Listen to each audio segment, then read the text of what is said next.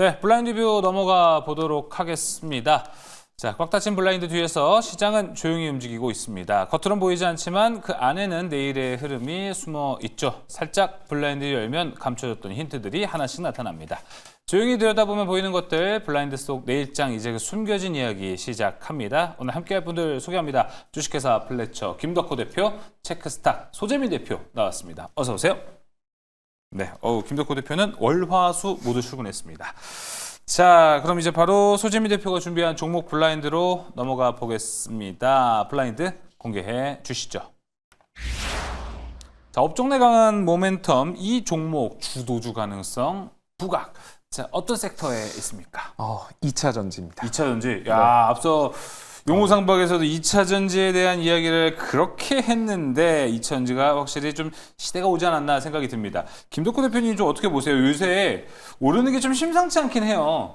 사실 뭐 2차 전지도 그렇고 많은 종목들이 지금 이제 눌림목 꽤 오래 있던 종목들이 갑자기 이제 불쑥불쑥 올라갑니다. 뭐 오늘 뭐 삼성전기도 갑자기 뭐 13% 이렇게 올라가고 막 이런 모습들 보면은 이제 한번 이제 좀 바닥에 떨어져 있던 것들이 다시 한번 이제 좀 돌풍에 따라 네. 또 올라가지 않을까라는 생각을 할 수 있는데 2차 전지는 우리가 사실 그동안 IRA만 너무 좀 의존적으로 봤던 게 많았던 것 같아요. 근데 그쵸. 오히려 이제 해외 수출 부분에서 봤을 때 좀 기대할 수 있는 부분들은 조금 너무 저평가가 좀 극단적으로 되지 않았나라는 의미에서 한번 기대해 볼 수 있다라고 충분히 판단하고 있습니다. 네, 알겠습니다. 자, 그러면은 어떤 종목을 준비해 왔을지 지금 바로 공개해 보도록 하겠습니다. 블라인드 오픈. 이쪽으로 가면 2차 전지도 2차 전지인데 전고체잖아요. 그렇죠. 사실 지금 2차 전지가 잘 움직이는 이유에 대해서 좀 생각을 해보면 사실 이거는 뭔가 리튬 가격이 올라갔습니다. 뭐 중국하고 미국하고 싸움하는데 반사이익을 얻을 것 같습니다. 뭐 이런 얘기들보다는 자연스러운 돈의 흐름의 관점으로 보시는 게 맞다라고 보거든요. 결국 이 코스피랑 코스닥하고 계류율이 크기 때문에 코스닥 쪽에 하반기 코스닥의 상승에 대한 기대를 하는 투자자들이 많고 그로 인해서 자연스럽게 자금이 코스닥으로 이동하는 과정 속에서 코스닥의 메인 섹터라고 한다면 2차 전지, 제약바이오 이 두 쪽이거든요. 그래서 이쪽으로 지금 이슈가 자금이 들어가고 있는데 뭔가 불씨를 던져주는 느낌의 지금 2차 전지 이슈들이 나오고 있다 이거죠. 그런데 여기서 2차 전지가 코스닥 지수를 추가적으로 견인하기 위해서는 단순히 뭐 리튬 가격이 상승했다, 미중 갈등에 대한 반사이익 수혜다, 혹은 어디에 수주 공시를 했다. 이 정도는 사실 단발성 이슈지 뭐 리튬 가격 떨어지면 또 상승의 제한이 걸리고 이럴 수밖에 없기 때문에 결국 2차 전지가 추가적인 상승세가 보여지고 추가적인 매수세가 유입되기 위해서는 2차 전지 산업에 대한 확장, 이 신사업 뭔가 2차 전지 산업에 대한 매력도가 높아져야 될 거예요. 자, 그렇다고 한다면 최근에 테슬라랑 묶이는 종목군들 뭐 삼성전자 테슬라에서 움직이고 LG엔솔 같은 경우도 테슬라에 납품하는 것 같다. 뭐 이런 얘기들로 움직이고 있는 걸로 그렇죠. 봐서 테슬라라는 키워드가 지금 시장이 많이 집중을 하고 있습니다. 근데 테슬라가 영위하고 있는 사업 중에 하나는 또 로봇이라는 사업이 존재를 하거든요. 그러면 결국 삼성전자도 로봇을 하고 있죠. M&A를 적극적으로 하면서. 그럼 로봇에 대한 이슈가 시장에 등장할 수 있고 이 로봇 산업이 확장하기 위해서는 기존의 배터리가 아니라 뭔가 에너지 밀도가 높은 전고체 배터리, 또 UAM 섹터에도 전고체 배터리가 들어가는 만큼 2차 전지 산업이 전고체 배터리로 인해서 다양하게 성장할 수 있다. 이런 분위기가 시장에 조성될 가능성이 있다라고 보고 있습니다. 그렇다라고 하면은 전고체 관련주들 아직 안 움직였어요. 보통 리튬 관련주들이나 많이 움직였지. 그래서 전고체 관련주에서 이수 스페셜티 케미컬 이 종목이 약간 대장적인 종목이거든요. 그래서 이 종목을 좀 보시면 좋을 것 같고 해당 종목 같은 경우는 일단은 단기적으로 박스권을 형성하고 있는 종목입니다. 그래서 지금 41,000원에서 한 46,000원 정도 사이에 47,000원 정도 사이에 박스권을 형성하고 있고 현재 지금 박스권 중단 라인에 있거든요.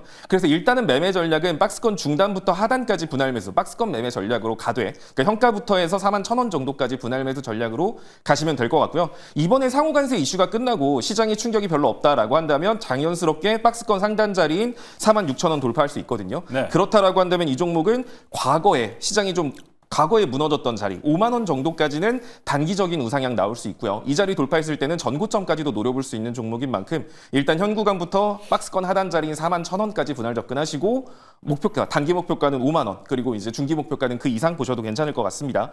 손절가는 최근에 저점 라인이었던 41,000원 정도 라인 보시면 될 것 같고 이 라인을 이탈했을 땐 아마 시장이 뭔가 크게 흔들리고 있을 가능성이 높아요. 그럴 때는 이 종목이 나빠서 섹터가 나빠서가 아니라 리스크 관리 차원에서 비중 축소한다 이런 생각으로 접근하시면 좋을 것 같습니다. 손절가 중요합니다. 41,000원. 그리고 목표가 5만 원으로 제시가 됐습니다.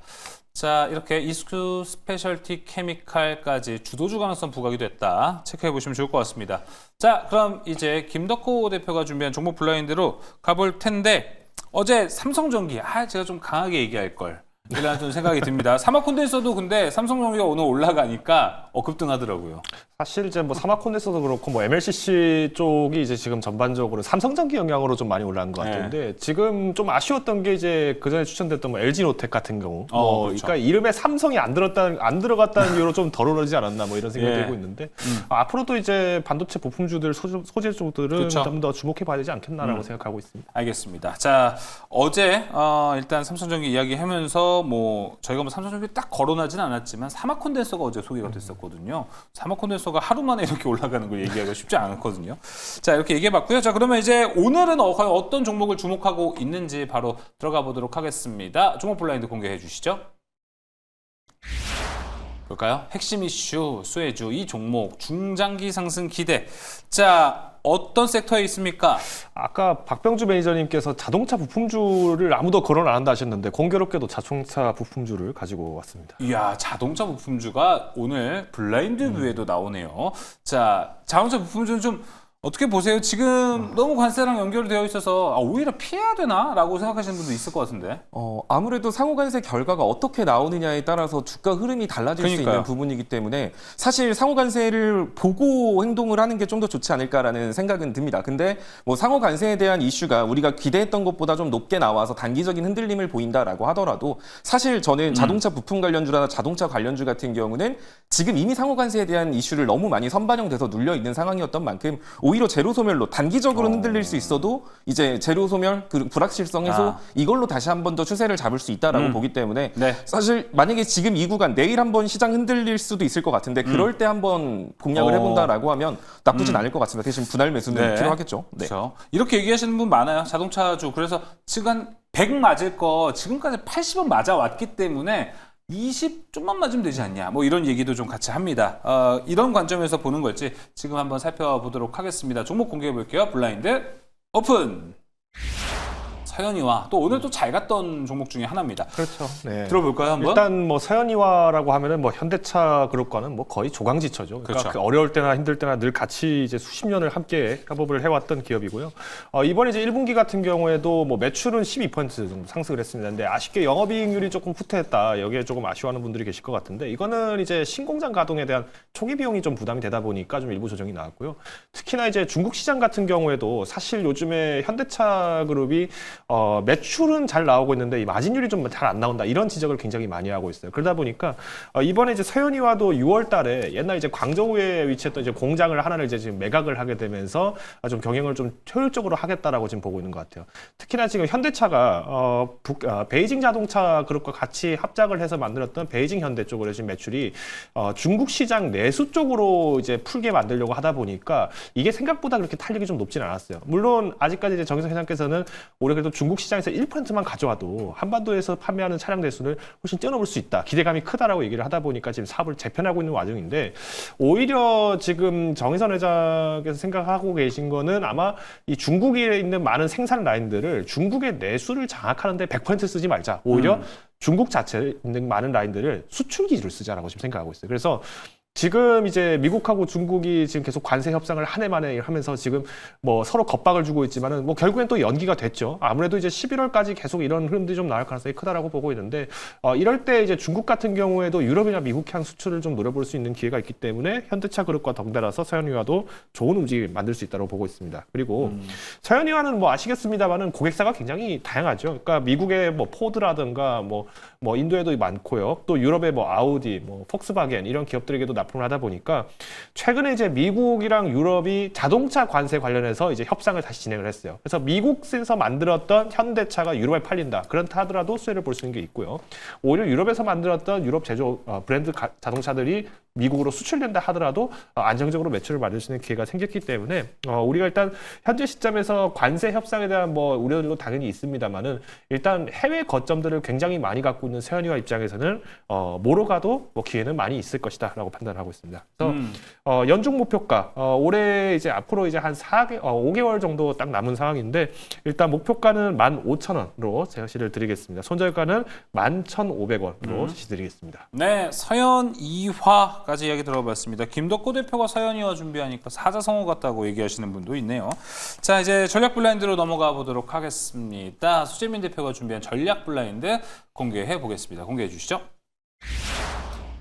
지금 일단은 우리가 시장 주도주 포착할 전략 잡아봐야겠죠? 뭘까요? 이건 과연 뭘지 지금 바로 공개해 보겠습니다. 블라인드 오픈.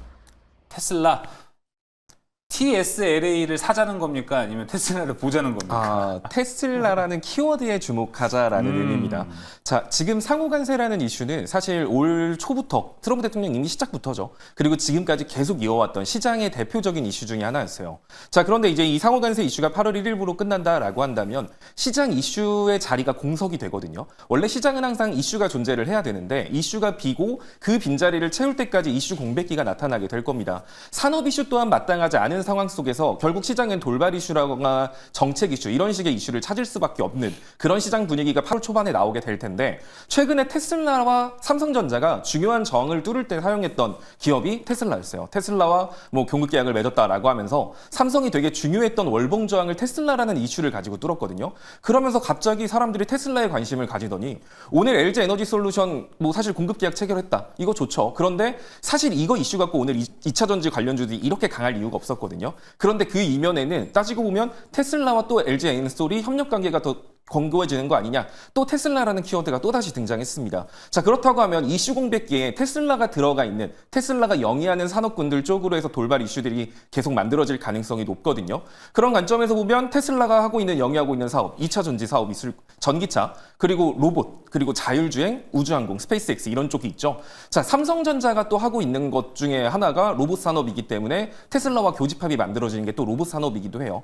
그래서 지금은 테슬라가 영위하고 있는 산업군과 묶일 수 있는 그런 아까 말씀드린 로봇, 자율주행, 우주항공 이런 쪽에 대한 돌발 이슈가 생길 수 있기 때문에 지금 시장이 주목하고 있는 이 테슬라랑 연결될 수 있는 기업들 위주로 여러분들이 횡보하고 있는 종목들을 공략하시면 시장 상호간세 이후에 시장 이슈 공백기가 됐을 때 그쪽 종목들 안에서 우선적으로 순환매가 나올 수 있다. 이렇게 준비를 하시면 될 것 같습니다. 알겠습니다. 테슬라 이야기 들어봤고요. 이제 김덕호 대표가 준비한 전략 블라인드로 넘어가 보겠습니다. 블라인드 공개해 주시죠. 안정적인 수익을 위한 투자 전략은 이거다. 바로 공개해 보겠습니다. 블라인드 오픈. 응변여류. 요새 뭐 제가 좀 안다고 어려운 거 일부러 좀 준비하신 것 같은데요. 이게 속뜻은 뭐 임기응변하고 굉장히 같은 말이라고 볼 수 있을 것 같습니다. 그럼 임기응변 준비하시죠. 이게 이제 임기응변보다는 조금 더 유연하게 대처하자라는 의미에서 제가 물길 따라 변하듯이 우리가 상황에 맞추어서 변화하자라는 의미의 응변연료를 준비를 했습니다. 사실 지금 이제 관세 협상이 이제 거의 마무리됐다라고 얘기를 하지만 트럼프 대통령이 또 이런 얘기를 했어요. 그러니까 아직도 우리는 협상 여지가 있다라는 식으로 계속 지금 뭔가 원하지 않는 상황이 계속 연출이 되는 것 같아요. 네. 그러다 보니까 지금 만약에 정말 내일 마무리로 관세 협상 땅땅땅 이렇게 끝나느냐, 그게 또 시원치 않게 끝날 가능성이 크다라는 입장이다 보니까 아마 투자자분들이 이래도 힘들고 저래도 힘들 것 같다 얘기를 하시는 분들이 계실 것 같은데, 일단 오늘 시장을 좀 전반적으로 봤을 때는 개인 투자자분들이 굉장히 공격적으로 또 차익 실현을 과감하게 하신 것 같아요. 그러니까 충분히 지금 이제 변동 대비를 하겠다라는 취지로 보이는데, 무려 오늘 매도 물량만 하더라도 어마어마하게 지금 매도를 했습니다. 근데 그중에 한 100만 주 정도는 뭐 삼성전기에서 지금 빠져나오지 않았을까 생각을 할 정도고요. 다만 이제 우리가 그러면 이제 기관이나 외국인이 코스피를 계속 선점한다라고 하는 것은 그만큼 이제 기관과 외국인도 아직까지는 관세 협상에 대해서의 명확한 기틀은 잘 모르겠다. 그렇지만 지금처럼 시장의 눌림목을 놓치기는 싫다는 입장에서 선점을 하려는 걸로 보여져요. 그러면 오히려 개인 투자자분들이 할 수 있는 것은 일단 적은 자금이기 때문에 유동이 훨씬 더 빠르죠. 그러면 관세 협상 결과에 따라서 굉장히 빠르게 대응을 할 수 있도록 지금 이미 시나리오가 구비가 되어 있어야 됩니다. 그래서 각 종목별로 내가 지금 관세 협상을 했는데 뭐 예를 들어서 15%일 때는 어떤 종목을 얼마에 팔아야 된다. 20%는 어떤 종목을 얼마에는 이탈을 해야 된다라는 계획을 좀 세분화하게 갖고 계시는 게 중요하다라고 말씀드리면서 최근에 늘 강조드렸던 이 손절가 엄수 이거는 항상 이제 유념하셔야 된다 말씀을 드리겠습니다. 네, 알겠습니다. 응변여류, 임기응변과 비슷한 의미를 갖다고 합니다. 발음하기도 어렵습니다. 자, 오늘 전략은 여기서 마무리해 보도록 하겠습니다.